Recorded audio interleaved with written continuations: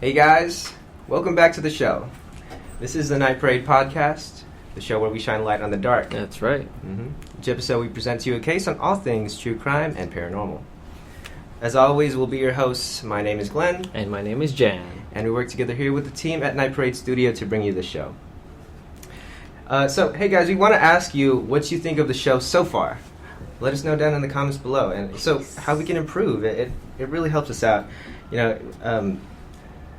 We also want to know if we should go back to seasons. Yeah. So, because there are some topics that are way more popular than others, and we'd love to basically know what you guys think or which one we did the best. Exactly. And basically branch off from there.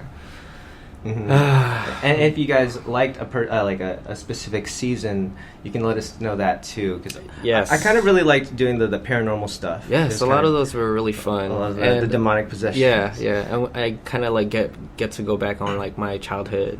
But yeah, please do let us know in the comments below what you guys think. And with that being said, today's episode is the one and only R. Kelly. He was. Everyone knows he was a huge R&B sensation way back then. And I'm pretty sure you have listened to at least one or two songs of R. Kelly, right?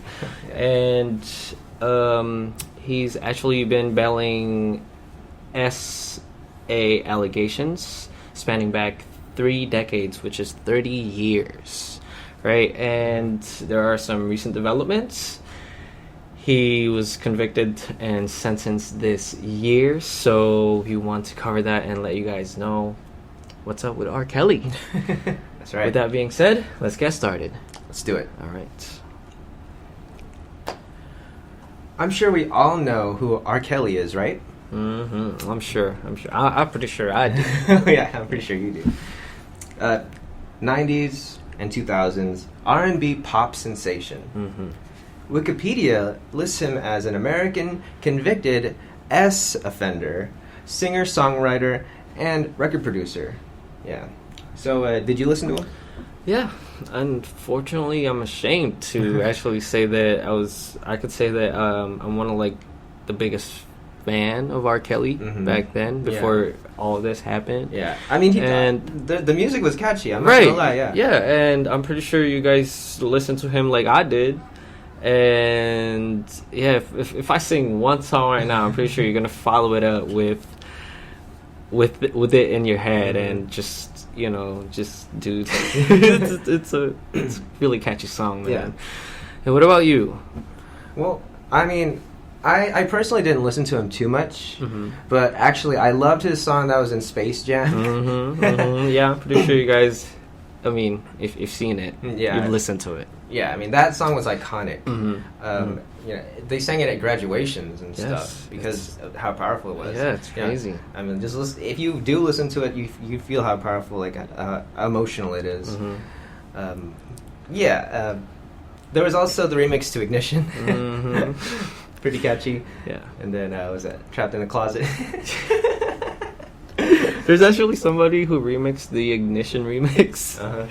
And he said something like, "This the remix to Ignition, now you going to prison." He was convicted and sentenced. It's true. So, yeah. That's right. And we're going to get right into that. For some reason, though, I didn't really hear much about the case after you remember when that video surfaced, right? Oh yeah, long time ago. For sure. About him and a teenage girl, and he was doing his business on her. Yeah, exactly. Exactly. It was he was urinating on her. Yes, which is a no. A no. This is a teenage girl. You don't do that. And so that video kind of circulated, and it was hot topic for a while. For a while, yeah. But I mean, after that, it was kind of gone. Right. I didn't really hear much about the case after that for years. Yeah, for a long time. But I mean, again, he was a huge R&B sensation back then, and with the type of money and power that he has, influence. Yeah. like the past other artists that or stars that we've been covering, you know, he has the same power as them. So right, yeah. I mean, we've seen sucks. plenty of times how it goes. Yeah. And I think I think we didn't hear about it for a while because he was probably battling those allegations in court. Yeah. For Yeah. And a it long wasn't time. really public. Mm-hmm. You know. Yeah. But people did see him as like this good guy with a clean image, which is why nobody really wanted to believe the allegations when they started to surface. Right. And you could also contribute this to why people didn't believe in him at first. Mm-hmm. Yeah. But again, like I said earlier, he was rich and really influential to other people, and we've seen plenty of times how bad that goes, right? And we've covered freaking Ian Watkins, dude. Yeah. It's still in my head. Oh my God. But yeah, when the wrong person has enough power, it's crazy what they could do with it. Oh yeah. Right? They could yeah. really abuse that power to their own downfall. Yeah. But yeah, it's sick what he did to his victims, and it's almost like a cult-like atmosphere. Yeah, they did talk the way, about that. you know what I mean? So yeah, wow. Yeah. It's shocking. Very shocking. Very shocking. Absolutely. This is a crazy case. Coming from a, like a fan, it's very shocking. Oh yeah. 'Cause, like, just listening to his music, you wouldn't expect that from a guy. Right. There's a lot of like love songs and I believe I can fly. right, exactly, motivational songs and stuff like that. Yeah. Sucks. Which is, I guess why people had this pretty good image of him. Right. So, as usual, for these episodes, we like to lay them out in somewhat of a timeline, so it's easy for you guys to follow along. Mm-hmm. Let's get started. All right. Well, So, Robert Sylvester Kelly was born on January 8, 1967 in Chicago, Illinois. Sylvester. Wow, I didn't know that was his like middle name or something. Yeah. That's pretty crazy. Sylvester. Yeah. Robert Sylvester Kelly. He was the third of 4 children. Eldest was Teresa Kelly. Second eldest was Bruce Kelly. Then it was him. Then it was his baby brother Carrie Kelly. And then I think his mom was a teacher. Yeah, his mom was a teacher, and his dad never really talked about his dad because he was never around. Kind of, grew up just with his mom, and he lived basically in the projects and just living paycheck to paycheck. You guys, it's hard living paycheck to paycheck. Oh yeah, you know that's like the worst thing that somebody could be in. Exactly. And so he grew up in the projects. Yeah, he grew up in the projects, which is also like, growing up in the Philippines, that was hard enough. It's tough. And I get like living in poverty. It's tough. It really is. Absolutely. Sure. Despite this, he was known as a mild-mannered kid. He was afraid and very timid actually. He didn't go outside a lot, and he actually stayed inside a lot playing his keyboard. Oh, yeah. So, I mean, dude, he was a good pianist. He was. Yeah. He was very talented. Very talented. Or I guess he is very talented. Yeah, he really is. And then at 8 years old, he started singing in a church choir. He did at 8. At 8. That's where he basically started honing his skills as a singer, I guess that's where he kind of gained some of his musical influence from church choir. The church, yeah. I mean, it kind of shows. Hey, it does show. I mean, style, like you said, I believe I can fly. That's that's totally, you could use that in the church. Absolutely. If you wanted to, right? And then in his autobiography, R. Kelly describes his first girlfriend at 8 years old, Lulu.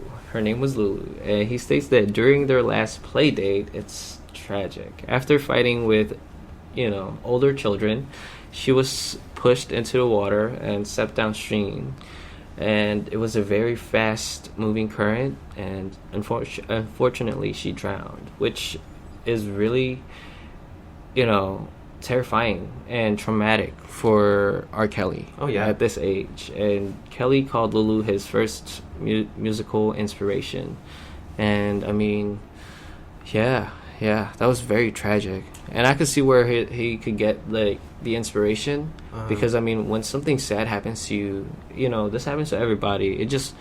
it just kind of like inspires you to do something that'll kind of like commemorate that sadness. Yeah. And So I mean, to honor it. yeah, and I'm sure I do it with my art, Yeah. with my tattoos and stuff like that. So, yeah, Yeah. that's very traumatic. So from age 8 to 14, he stated he was SA'd by an older female family member. Wow. So we get the statement from Carrie Kelly, the youngest sibling. He stated that he suffered from years of SA at the hands of his older sister Teresa. And while this happened while she was entrusted with babysitting her siblings. Damn. And so Carrie stated that their older brother Bruce was spared and allowed to play outside. But both he and R. Kelly were punished, quote unquote, at separate times indoors by Teresa.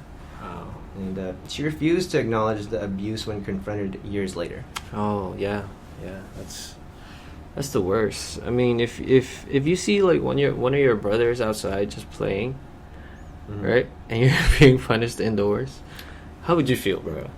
Pretty awful, especially if I was being punished this way. Yeah. And I mean, shoot, my brother would stay a little, what's that called, later than me at night sometimes, like back in the Philippines, right?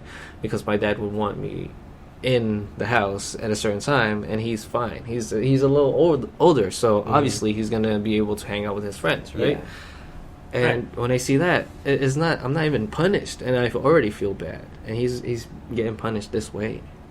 It's crazy. That is crazy. Yeah, and he never told anyone, and he explains why in his 2012 autobiography called Soulja Coaster, The Diary of Me.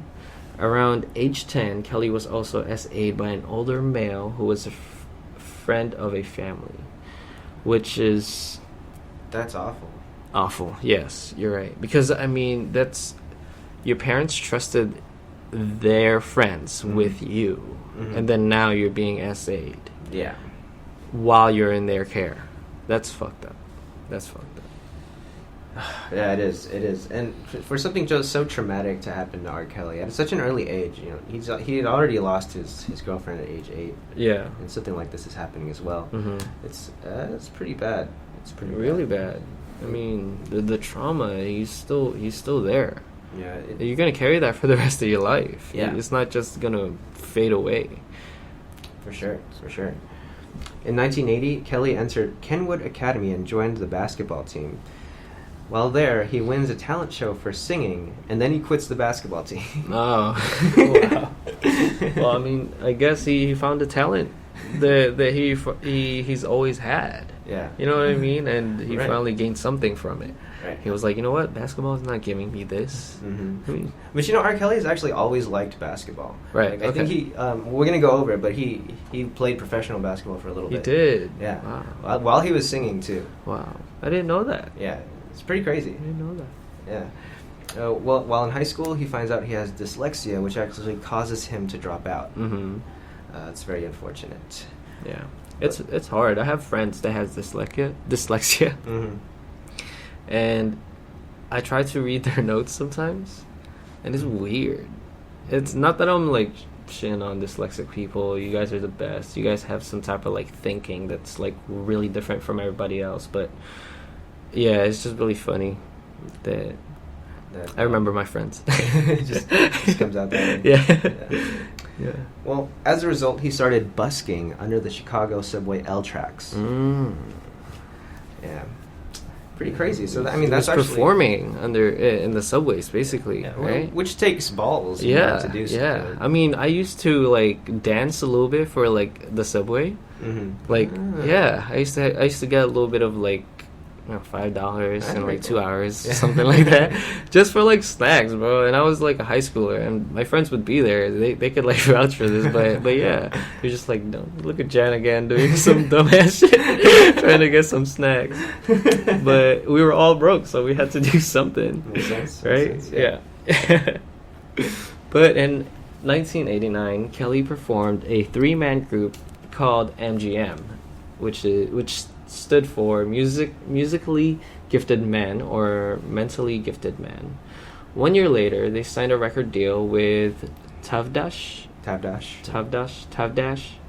Records, and they released one single. Then disbanded.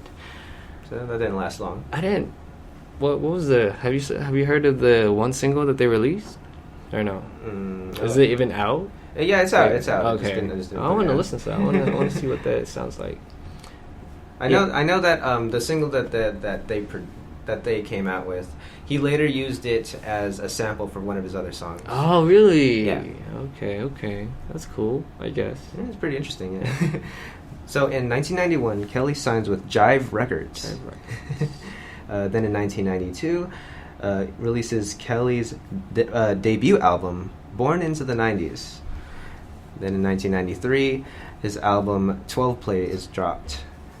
Then in 1994, 12 Play reaches gold and eventually goes platinum 6 times. Damn. Wow. 6 times. And this is in 1994. Yeah. So, like, that's big. He's got talent. Yeah, that's big. He's got that's talent. big.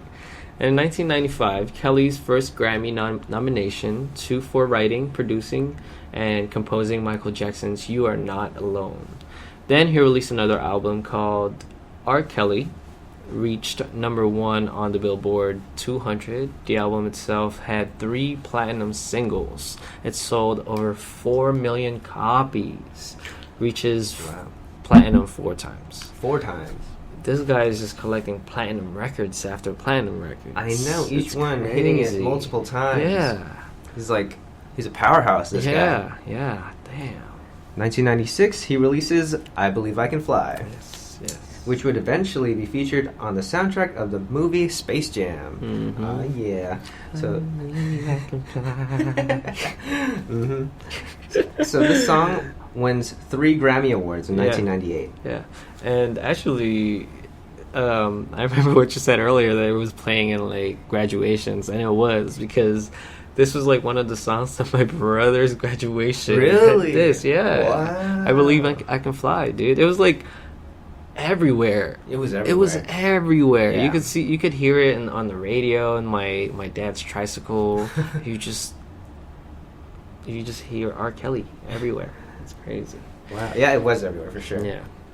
Then in 1997, Kelly signed a contract with Atlantic City Seagulls to play a professional basketball. This is what you were talking about. Yeah. He said he loved basketball enough to not totally let go of music. His contract was actually special. It allowed Kelly to still fulfill his music obligations. If they needed him at the studio, he could just leave, then come right back.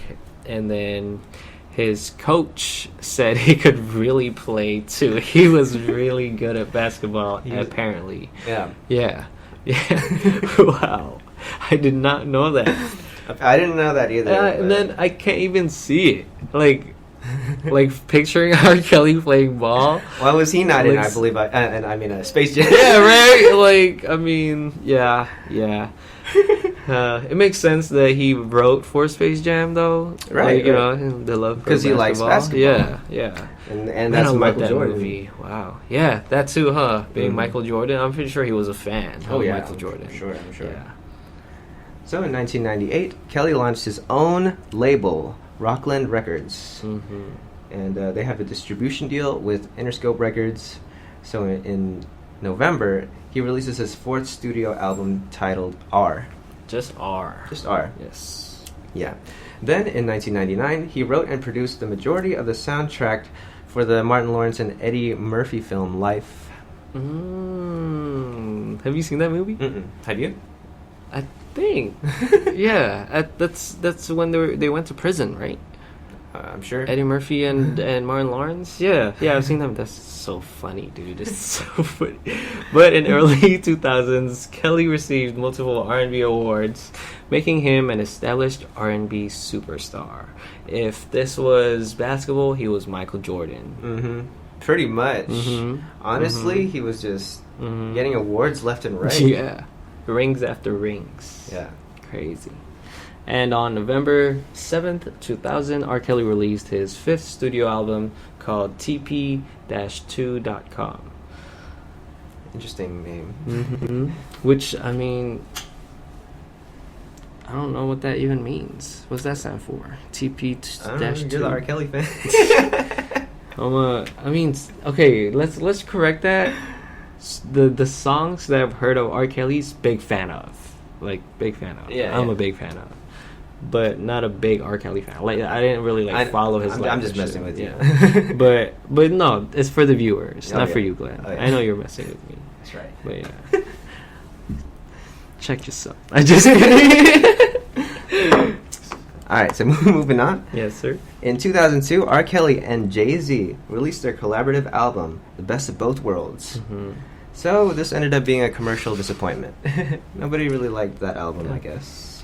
Didn't sell too... I didn't even know they made an album together. No. Well, they make two. Oh, poor Jay-Z. Oh, man. So in May 2002, Kelly releases a deluxe edition bonus disc titled Chocolate Factory. In October that year, he releases the remix to Ignition. Oh my God, yeah. Big fan, man. Yeah, that's me right there. Oh, man. In 2003, he releases the album Chocolate Factory. Later that year, he releases his first you know what? Let me repeat that. In 2003, he releases the album Chocolate Factory, and later that year, he releases his first greatest album. In 2004, he released a double album, Happy People and You Saved Me. And 2 months later, he reunited with Jay-Z to release their second collaborative album, Unfinished Business. Halfway through touring with Jay-Z, or halfway through the tour, Jay-Z removed Kelly from the tour, an event where Kelly was pepper sprayed by Jay-Z's entourage. So, Jay-Z and R. Kelly had a bit of a falling out. They did. They're a bit shaky during those times, huh? Yeah. I mean, dude, he got pepper sprayed by his entourage. Dude, that's something I don't want. Well, he must have did something. He because, did. I'm pretty sure he did. Pretty sure they wouldn't do it for no reason. I'm sure he did.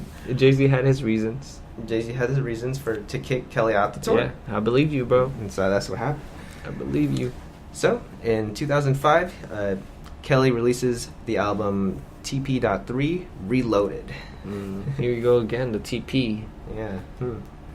In 2007, he released his sixth and final album of his career to be #1 on the Billboard 200, Double Up. Mm-hmm.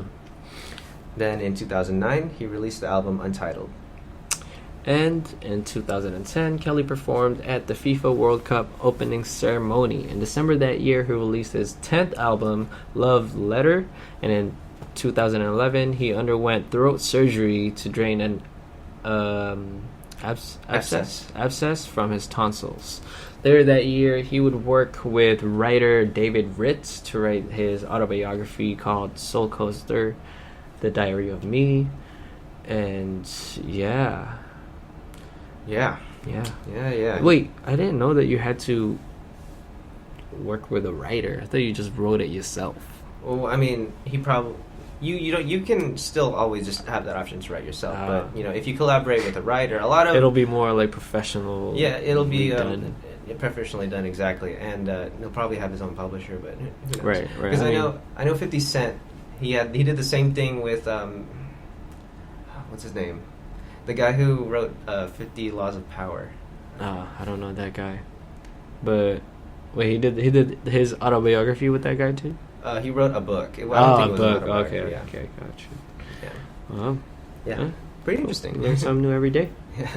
So in 2012, he released a follow-up album to Love Letter titled "Write Me Back."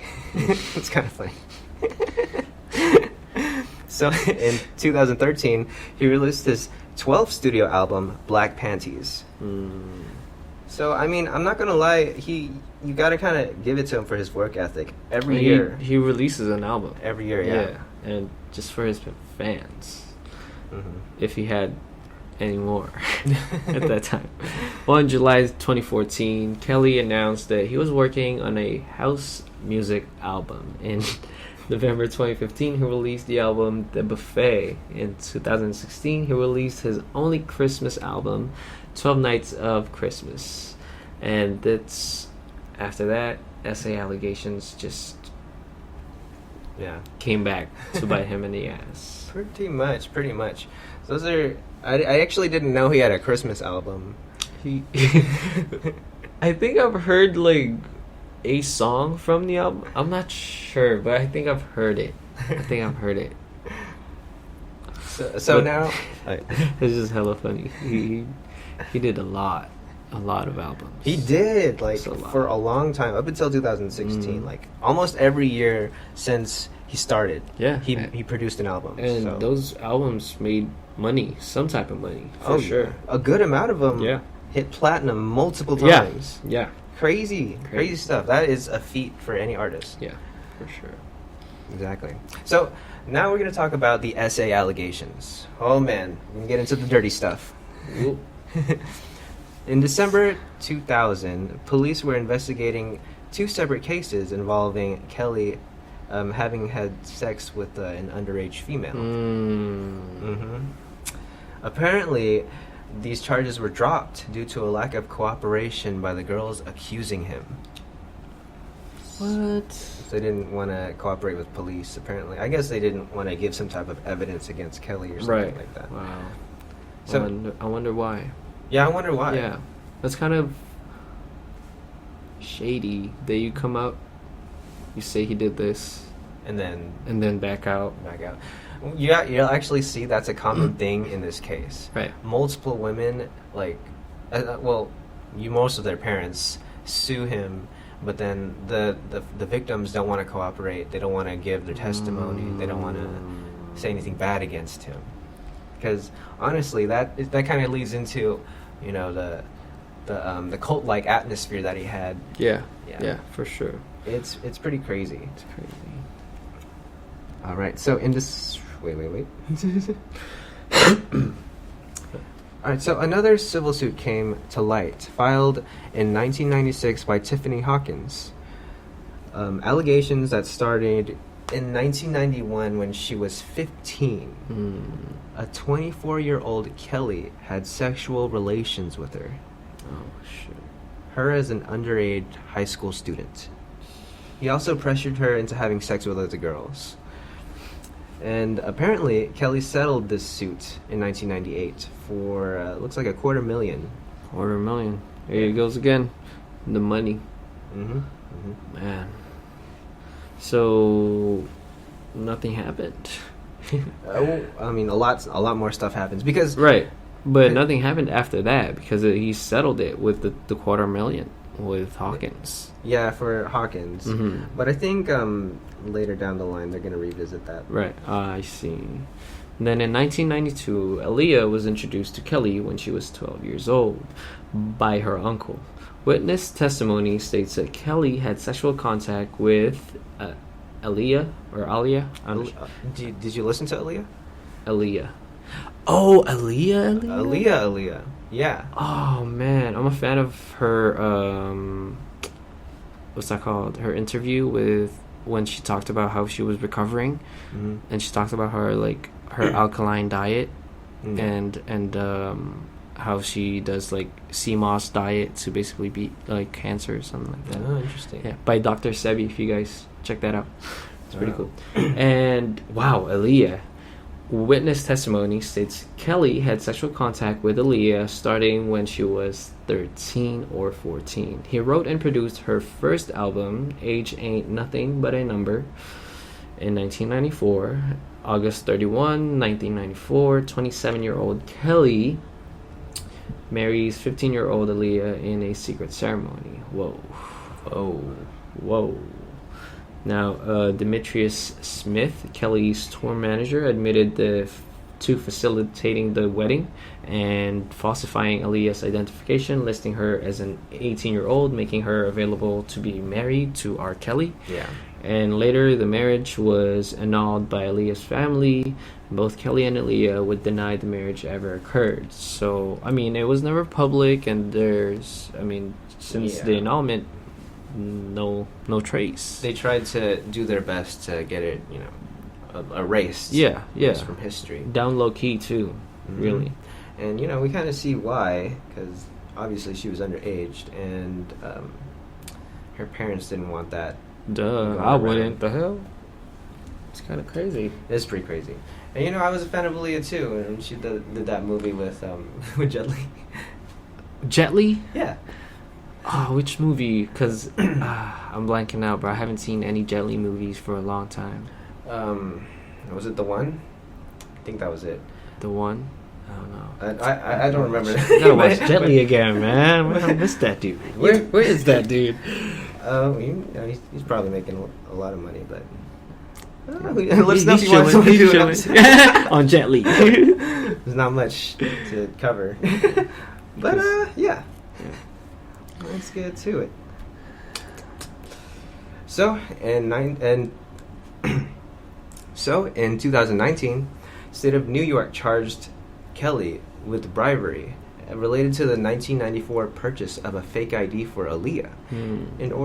So in February 2002, a video began circulating. Allegedly depicting Kelly's sexual abuse of a girl known to be underage. It included Kelly urinating on her. We talked about this already. This was 2002 when it happened. And Kelly, he's made many claims that he's not the man in the video. That's his stance on it. Okay. In June 2002, Kelly was indicted in Chicago on 21 counts of CP. 21 counts? Dude. He was arrested by Miami police, released after one night in Kale, posting bail of $750,000. The alleged victim refused to testify in trial. In 2008, Kelly was found not guilty on 14 counts of CP, but the rest of 21, he was, right? Well, I'm not sure. I think those ones get pushed to a different trial. I see. Okay, I got you. But here it is again. The victim refused to testify in the trial. Why? Why didn't she go? There can be many reasons as to why. There are a lot of reasons, and I think there's only one reason that I always go back to, and it's the money. You think they're paid off? Yeah, I think so. Because that's the only thing. What else is Kelly gonna give them that's gonna make them shut up? The thing is, apparently this was part of the. I don't know if this was part of the charges, but these girls were. We can't really say it on YouTube, but they were G-roomed, right? And when something like that happens to someone, it's almost like Stockholm syndrome. That's true. That's true. Okay, yeah, that makes sense. But again, in these trials, families are involved. Yeah. If I'm family, I would push for this. Definitely. You know what I'm saying? Yeah, exactly. So, with that being said, you could almost cross that out that, it was because they were G-roomed. Mm-hmm. You know what I mean? It's unfortunate that they were at a young age, but, it's money. R. Kelly is an R&B sensation that makes platinum albums after platinum albums. Oh, shoot. Oh man, Jan, you later down the line you gotta watch the documentary that we're gonna bring up in here. For sure. Because but yeah, in it you see all these girls that are they're held in their room against their will, and it's they stay there on their own free will. Yeah, because they're so brainwashed. And again, yeah, that's what being G-room does to you. It's pretty crazy. Yeah. And so, let's talk about it, actually. He had an alleged sex cult in the 2010s. That's when it was brought up. Sex cult, huh? A sex cult, allegedly. So, in 2017, Kelly was accused by 3 sets of parents by holding their daughters in an abusive cult. Mm-hmm. So after arresting him, they searched his house, and they found 12 images of underage girls on a digital camera wrapped in a towel in a duffel bag. That's pretty criminal, if I were to say. That's pretty sus from seeing that. You know what I mean? Yeah. That's Allegedly depicted Kelly involved in sexual conduct with a minor. It turns out that the girl in these images was the same girl in the videotape that got Kelly indicted in Chicago. no way. Yeah. Wow. So in 2003, Polk County and Miami-Dade County investigators arrest Kelly for 12 counts of possession of CP.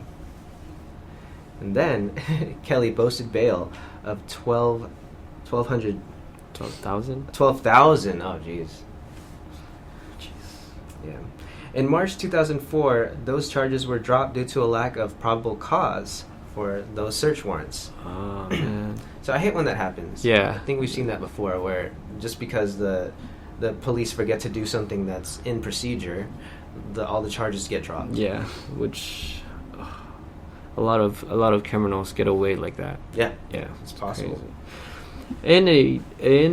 In a divorce court filing unsealed in 2020, R. Kelly's former wife Andrea claims that R. Kelly was accused of molesting a preteen girl in 2009. Again, wow. In 2015, Kelly appeared in an interview with Huffington Post Live. He is there to promote his 13th solo album, The Buffet. The interviewer actually asks Kelly about essay allegations being brought against him. As a result, Kelly got angry and defensive. I'm pretty sure you guys saw the video. I saw the video. Did you see the video? He walked out. Yeah, right? he did. Yeah.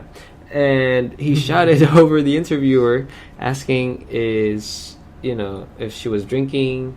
He also threatened to leave to McDonald's. Kelly storms out of the interview. And like I said, I believe this video is still out there. If you look hard enough, you'll find it on YouTube, I'm sure. Yeah, it's the 2015 Huffington Post Live. Yeah. So check it out. He's gone. So he's laugh angry at him, do whatever. Well, I mean, he's not gone. He's just behind bars. Yeah, that's what I mean by gone. And from what I hear, like, a lot of people behind bars have like cell phones these days. Yeah. And it's like, yeah. The prison system, all systems is messed up. I'm just saying. Yeah. Crazy stuff. No real justice. Yeah. But let's take it back to the the alleged sex cult. Okay. That he had. So, in 2017, Kelly was accused by 3 sets of parents of holding their daughters in an abusive cult. What? Both Kelly and the alleged victims deny the allegations. Wow. Crazy. So there's another example where the victims themselves just choose not to cooperate with police. Wow. Again. So in 2018, BBC World Service aired a documentary titled "R. Kelly, Sex, Girls, and Videotapes." So this was reported by Ben Zand about the 2017 allegations, and later it was followed up by another documentary titled "R. Kelly, the Sex Scandal Continues." Yeah, he was accused again in 2018 by a former partner of his. She claimed Kelly intentionally infected her with an STD, and Kelly has denied these claims. Asante McGee is another survivor who met Kelly in 2014. She was taken to live with him for months. She didn't know she would have been living with other women. She said, quote, "He controlled every aspect of my life while I lived with him," unquote. McGee later moved out on her own accord and became independent, basically, which is pretty insane, dude. Like, there were other women that she was with. Yeah. Not only her. Exactly. How is that even, like...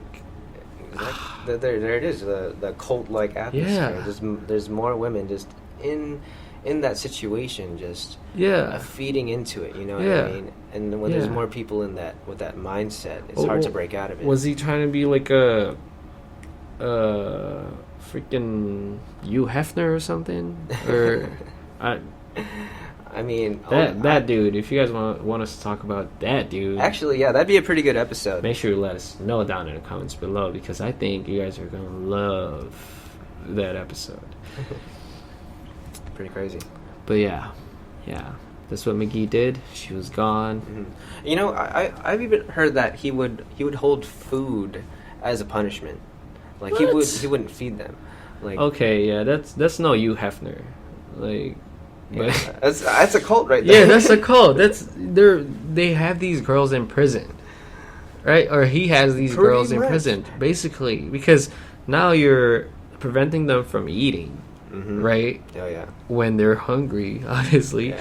and you're telling them what to do, when to do it, how to do it. Apparently, they had to ask for permission to like use the bathroom. Yeah, that's okay. Prisoners don't even have to ask for bathroom permissions. Exactly. Right? It's even worse. That's pretty crazy.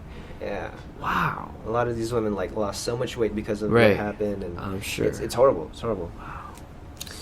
So in May 2018, the Women of Color branch of the Time's Up movement called for a boycott of Kelly's music and his performances because of the many allegations against him.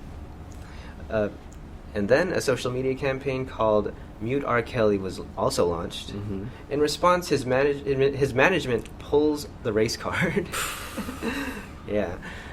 Stating that targeting him was an attempted quote unquote lynching of a black maid who has a black maid attempted lynching of a black made man who has made extraordinary contributions to our culture. And so soon Spotify would stop promoting his music, Right. and 2 days later Apple Music and Pandora would follow. Yep. So in 2019 he was dropped from RCA Records as well. Yeah. Good. He don't deserve it. Yeah. In 2019 of January 2019, Lifetime aired its 6-part documentary series titled Surviving R. Kelly. This detailed Kelly's essay and misconduct allegations against Kelly. LA Times' Lorraine Alley wrote that the series paints a picture of a predator whose behavior was consistently overlooked by the industry. Was overlooked by the industry and his peers and the public, while his spiritual his let me repeat that shit. It's a long quote. LA Times, Lorraine Alley wrote that